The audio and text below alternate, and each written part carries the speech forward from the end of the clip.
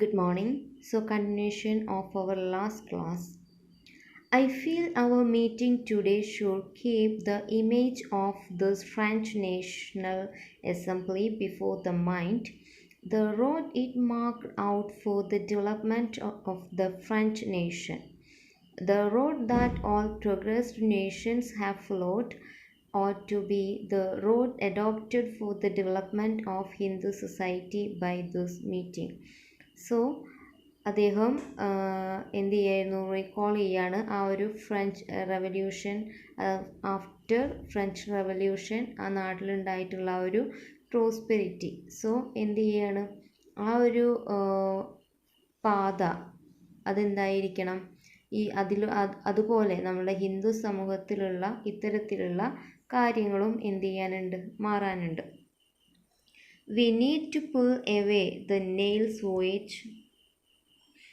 hold the framework of caste-bound Hindu society together, such as those of the prohibition of intermarriage down to the prohibition of social intercourse, so that the Hindu society becomes all of one caste. Otherwise, untouchability cannot be removed, nor can equality be. So അദ്ദേഹം പറയുന്നത് നമ്മളുടെ ആ ഒരു untouchability എന്ന് പറയുന്ന കാര്യം എന്താവില്ല, ഒരിക്കലും ഇവിടുന്ന് തുടച്ചു നീക്കപ്പെടില്ല.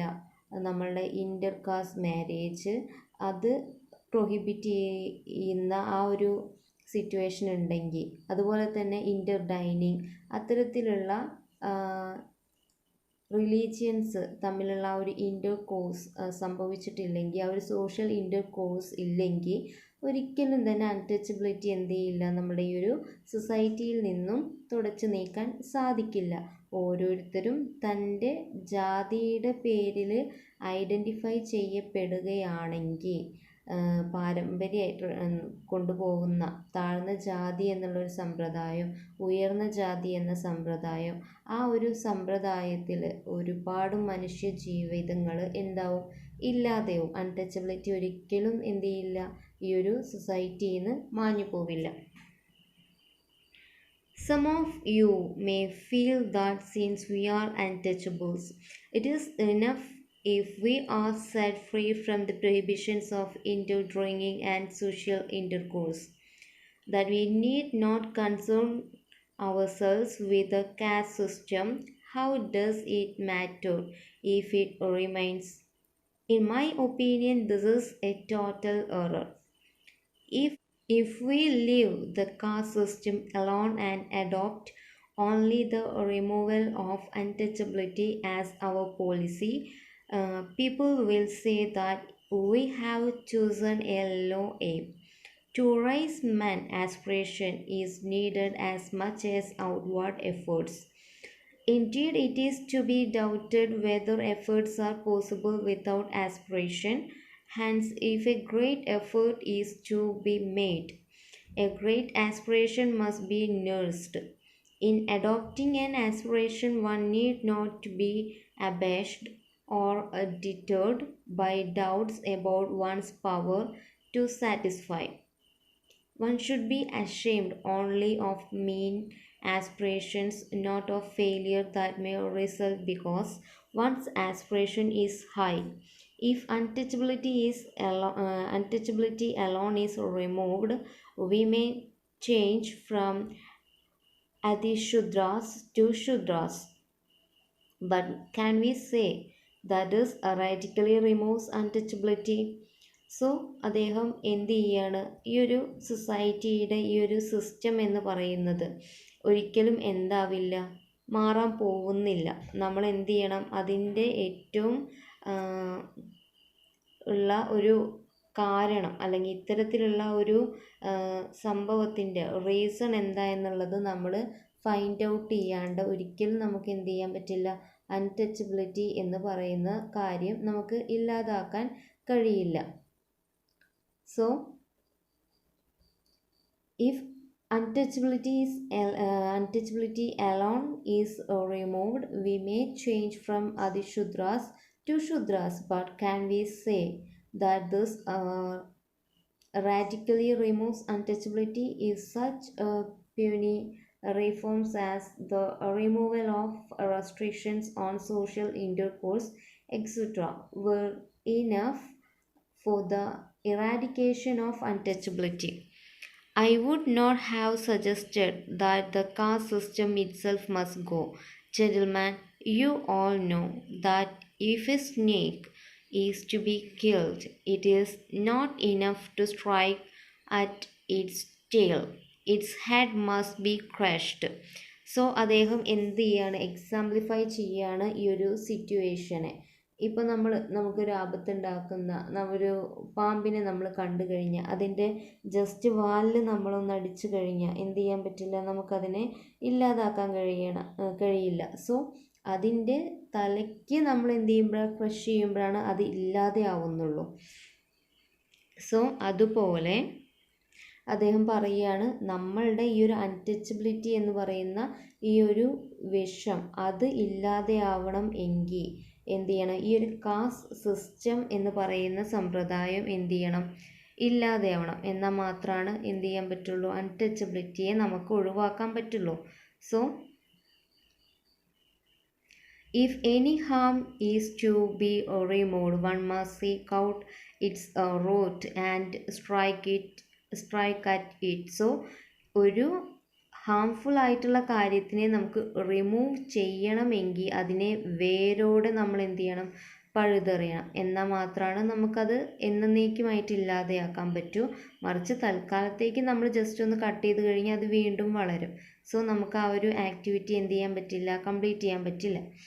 An attack must be based on the knowledge of the enemy's vital weakness. So ഏതൊരു അറ്റാക്കും ചെയ്യേണ്ടത് എങ്ങനെയാണ്, ആ നമ്മളുടെ എനിമിയുടെ വൈറ്റൽ ആയിട്ടുള്ള വീക്ക്നെസ്, ഏറ്റവും എങ്ങനെയാണോ അവർ തളരുക, ആ തളരുന്ന ആ ഒരു സിറ്റുവേഷൻ അത് മനസ്സിലാക്കിയിട്ട് വേണം എന്ത് ചെയ്യാൻ, അവരെ അറ്റാക്ക് ചെയ്യാൻ. എന്നാൽ മാത്രമാണ് അത് ഇല്ലാതെയാവുള്ളൂ. So Duryodhana was killed because Bhima struck at his thigh with his mace. If mace had hit Duryodhana's head, he would not have died, for his thigh was his vulnerable spot. One finds many instances of a physician's efforts to remove a malady proving fruitless because he has not perceived fully what will get rid of the disease. അതുപോലെ തന്നെ അദ്ദേഹം എന്ത് ചെയ്യാണ്, ദുര്യോധനൻ്റെ story പറയുകയാണ്. So Bhima അല്ലേ, so ഭീമൻ അദ്ദേഹത്തെ കൊല്ലുന്നത് എങ്ങനെയാണ്, അദ്ദേഹത്തിൻ്റെ ആ ഒരു തുടഭാഗത്ത് അടിച്ചുകൊണ്ടാണ്. സോ അദ്ദേഹത്തിന് ഏറ്റവും കൂടുതൽ ആ ഒരു പാർട്ട് അവിടേക്ക് അടി കിട്ടിയത് കാരണമാണ് അദ്ദേഹം കൊല്ലപ്പെട്ടത്. ഒരുപക്ഷെ അവരുടെ തലയ്ക്കാണെങ്കിൽ പോലും എന്ത് ചെയ്യില്ല, അത്ര പെട്ടെന്ന് മരണപ്പെടില്ല. ഏറ്റവും വേഴ്സ് ആയിട്ടുള്ള ഭാഗം ഏതാണോ അതിലേക്ക് അടിച്ചത് കൊണ്ട്. ഇപ്പോൾ ഇവിടെ അദ്ദേഹം എന്ത് ചെയ്യാണ്, അൺടച്ചബിലിറ്റി ഇല്ലാതെ ആവണമെങ്കിൽ ഏതിനെ തന്നെ നമ്മൾ എടുത്തു മാറ്റേണ്ടതുണ്ട്, ഈ ഒരു കാസ്റ്റ് സിസ്റ്റം ഇൻ സൊസൈറ്റി അത് തന്നെ എന്ത് ചെയ്യേണ്ടതുണ്ട്, ഗെറ്റ് റെഡി ചെയ്യേണ്ടതുണ്ട്. So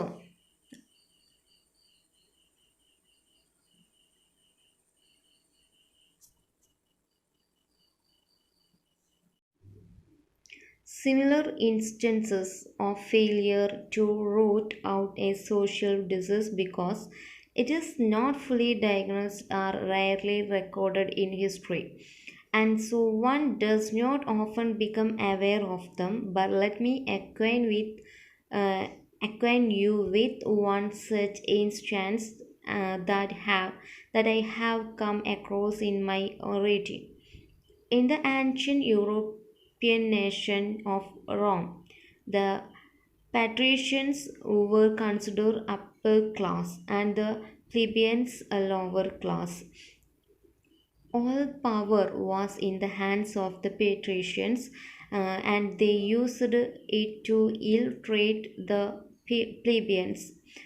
To free themselves from this harassment, the plebeians, of the strength of their unity, insisted that laws should be written down the facilitation of justice and for the information of all. So അദ്ദേഹം വീണ്ടും എന്ത് ചെയ്യാണ്, ഈ ഒരു social എവിളിനെ കുറിച്ചിട്ട് അദ്ദേഹം എന്ത് ചെയ്യാണ്, ഓർമ്മിപ്പിക്കുകയാണ്. എന്താ പറയുന്നത്, നമ്മളൊരു ഫിസീഷ്യനെ കൺസൾട്ട് ചെയ്യുന്ന ടൈമിൽ നമ്മൾക്ക് ഒരു അസുഖം അതിനെ നമ്മൾ ട്രീറ്റ് ചെയ്യണമെന്നുണ്ടെങ്കിൽ ജസ്റ്റ് ആ ഒരു സിറ്റുവേഷനെ മാത്രം മാറ്റല്ല, അത് വരാനുണ്ടായിട്ടുള്ള ആ ഒരു കാരണത്തിനെ നമ്മൾ എന്ത് ചെയ്യുമ്പോഴാണ് ഫൈൻഡ് ഔട്ട് ചെയ്ത് അത് ഇല്ലാണ്ടാക്കുമ്പോഴാണ് നമ്മൾ എന്ത് ചെയ്യുന്നത്, ഫൈൻ ആവുന്നത് അല്ലേ.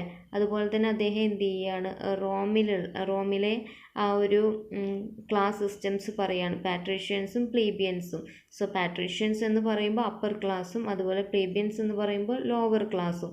സോ അവർ തമ്മിലുള്ള ആ ഒരു ഡിഫറൻസ്, അവരുടെ ഇടയിൽ ഉണ്ടായിട്ടുണ്ടായിരുന്ന ഹറാസ്മെൻറ്റ്, പ്ലീബിയൻസിനോട് ഉണ്ടായിരുന്ന ഹറാസ്മെൻറ്റ്, ഈ ഒരു ഹറാസ്മെൻറ്റിനെ അവർ എന്ത് ചെയ്തത്, ഇൻസിസ്റ്റ് ചെയ്തത് എങ്ങനെയാണെന്ന് വെച്ചാൽ അവരുടെ ആ ഒരു ലോ അല്ലെങ്കിൽ എല്ലാ ആൾക്കാർക്കും ആ ജസ്റ്റിസിനെ കുറിച്ചിട്ടുള്ള ആ ഒരു അവെയർനെസ്സിലൂടെയാണ് അവർക്ക് എന്ത് ചെയ്യാൻ പറ്റിയത്, അതൊന്ന് മോചിതരാവാൻ കഴിഞ്ഞിട്ടുള്ളത്.